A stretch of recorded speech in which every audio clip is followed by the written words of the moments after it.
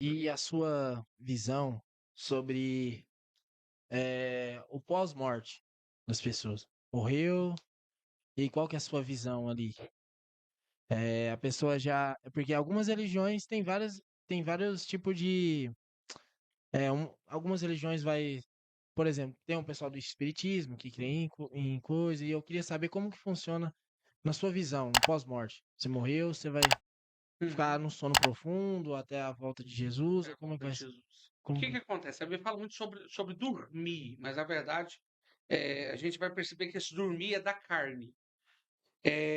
No Espiritismo, a reencarnação, Hebreus 9:27, está ordenado o homem morrer uma só vez, vindo depois disso o juízo final. Então, a reencarnação a gente já pode tratar ela no que se acredita na Bíblia. Então, está o homem ordenado morrer uma só vez, vindo posteriormente a isso o juízo final. Então, o que que eu acredito? Uma vez que você morre aqui, existe o céu, que é um compartimento.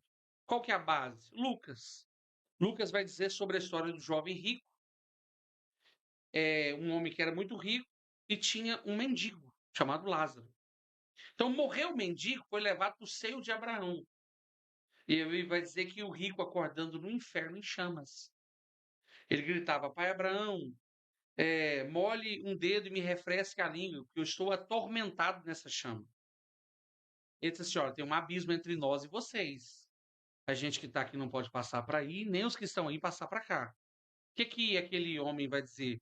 Pai, envia então, vai dentre os mortos, fala para Moisés, Abraão pregar o evangelho para meus irmãos, para que eles não venham para esse lugar de tormento. Ele disse assim: olha, eles têm os profetas, que eles possam ouvir os profetas. Então, o que que é a conclusão? É que uma vez que você morre, você vai para o paraíso ou você vai para o pré-inferno, que a Igreja Católica às vezes chama de purgatório. Uhum. Purgatório. O que Entendi. que acontece? Uma vez que a pessoa vai presa hoje, né, ela já não vai para a cadeia esperar a condenação. Sim. Então, o que que eu acredito? Que é da mesma forma. Essa pessoa agora é lançada no inferno, porque o inferno não é o estágio final. O lago de fogo que é o estágio final. Então, uma vez que essa pessoa é lançada no inferno, depois o inferno vai ser lançado no lago de fogo. Tá me entendendo? Então, como que o inferno vai ser lançado depois no lago de fogo se o inferno já não existe? Né? Então, nós temos bases bíblicas para dizer que hoje as pessoas elas partem dessa terra, que o próprio Deus diz assim: eu não sou Deus de mortos, porque para Deus todos vivem. Então, ou elas vão para o pré-céu, ou elas vão para o inferno, hoje, nesse exato momento. Posteriormente a isso, aí vem, né, o Tribunal de Cristo, onde a igreja vai ser galardoada, recompensada, depois o Tribunal das Nações, dos ímpios. Então eu acredito dessa forma: ao ressoar da última trombeta, os mortos em Cristo ressuscitarão primeiro. Os que estamos vivos sairemos ao encontro do Senhor, estaremos para sempre com Ele.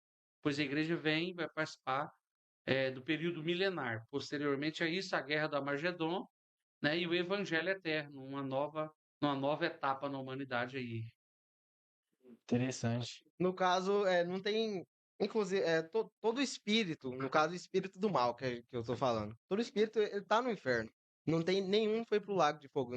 Lago de Fogo só vai ser após o juízo final. Após o juízo final, que vai ser a condenação dos ímpios, né? Lúcifer, quem seja que for que estiver no inferno, eles não estão no Lago de Fogo, eles vão pro Lago de Fogo Eles ainda. vão para o lago de fogo. É dessa forma que, Aham, biblicamente, dá para se entender, né? sim.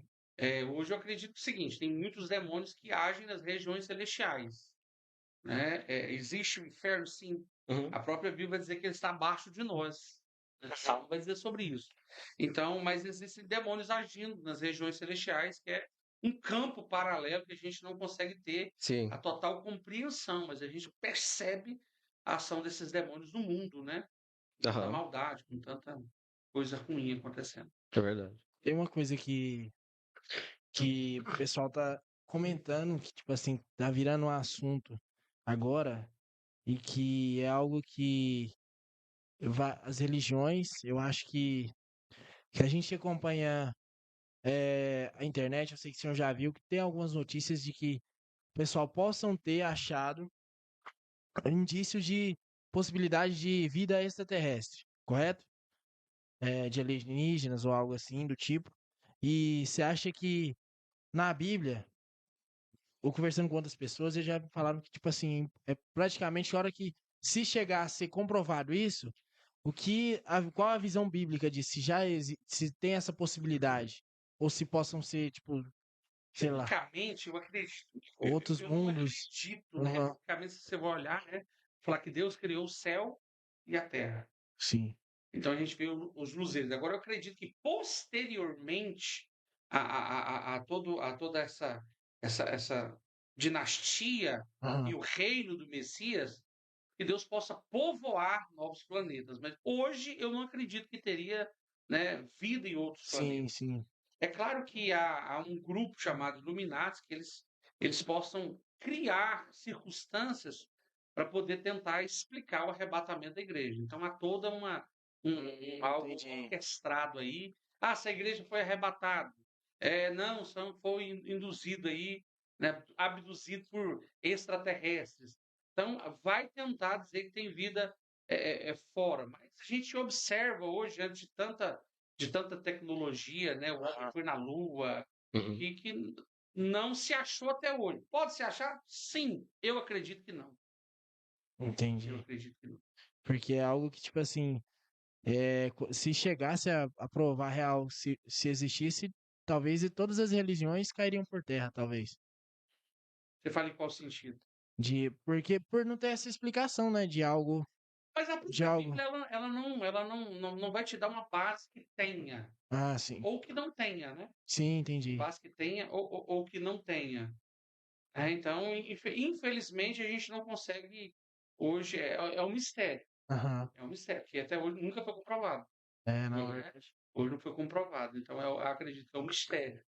Acredito que possa ser posteriormente, possa. Mas hoje não tem como. Não, interessante. E, tipo assim, outra coisa. Assim que você. Como que você, tipo assim, recebeu esse título de profeta? Tipo assim, como que. O que Porque, aconteceu? porque o profeta, e tipo assim, o pessoal chama de profeta O que Me conta a sua acontece? história. Hum. Profeta, às vezes até não entendo porque tem tanto peso essa Aham. palavra profeta. Porque, na verdade, é um chamado. É um chamado. A Bíblia vai dizer o seguinte: uns são chamados para apóstolos, profetas, evangelistas, pastores e mestres. E o pessoal tem parece que uma conotação meio que misteriosa. Cuidado com os falsos profetas. Hum. A gente ouve muito isso, né? Sim, Cuidado com os entendi. falsos profetas. E o que acontece? No meu caso, as evidências do meu chamado. Então, tem gente que foi chamado para o pastoreio, abraçar, cuidar da ovelha. E eu participei disso. Sim. Comecei como pastor, depois fui ungido como apóstolo, depois fui ungido como profeta por causa das evidências dos dons espirituais. O que é o profeta? O profeta da nova aliança, ele não é o mesmo da antiga aliança, mas ele tem uma mensagem diferente da parte de Deus. Hoje todos nós podemos ouvir o Espírito Santo em nós, mas o profeta ele vem testificar muitas vezes o que Deus está falando em você. Então, geralmente o profeta ele tem uma evidência de uma manifestação de um dom espiritual por causa do ministério profético. Então, o profeta ele tem o poder da profecia, né? Ele profetiza algo, ele revela algo da parte de Deus que vai vir a acontecer. Então, geralmente, o profeta ele ouve de Deus e fala ao povo.